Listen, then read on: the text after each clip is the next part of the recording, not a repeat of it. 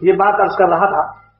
کہ اللہ سبحانہ وتعالیٰ نے ارشاد فرمایا کہ اے ایمان والو، اگر دین سے کوئی شخص مرتد ہوتا ہے، بھاگتا ہے، تو وہ اپنا نقصان کرتا ہے جیسے مریض اپنا نقصان کرتے ہیں۔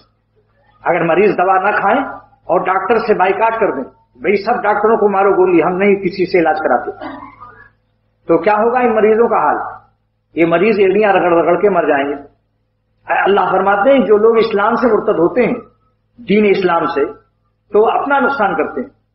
اور ان سے اللہ بھی مستغنی ہو جاتا ہے۔ جو عقل خوں دکھاتے ہیں، تو جس طریقے سے دنیاوی صورت سے عقل خوں دکھانے والے آج الٹے لٹکے ہوئے ہیں اندھیروں میں، چمگادڑ کی برادری، اللہ مولانا رومی فرماتے ہیں یہی حال اللہ والوں کے دشمنوں کا بھی،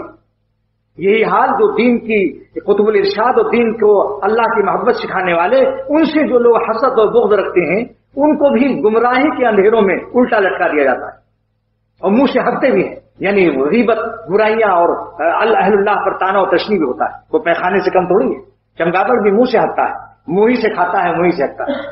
کیا عمدہ مثال دی مولانا رومی کی مثالوں سے پتہ چلتا ہے کس قدر اونچے آدمی تھے کہ کہاں چمگادڑ دنیاوی صورت سے بغاوت کر کے الٹا لٹکا ہوا ہے، اور کہاں مولانا کا ذہن اللہ تعالیٰ نے پہنچایا کہ جو ہدایت کے سورج ہیں، یہ تو آسمان کے سورج کے دشمنوں کا حال ہے کہ چاہے الٹے لٹکے ہوئے ہیں اندھیروں میں، تو جو لوگ اللہ تعالیٰ کے ہدایت کے سورج سے بغض و کینہ رکھتے ہیں، ان کا کیا حال ہوگا؟ وہ بھی گمراہی کے اندھیروں میں الٹے لٹکے ہوں گے۔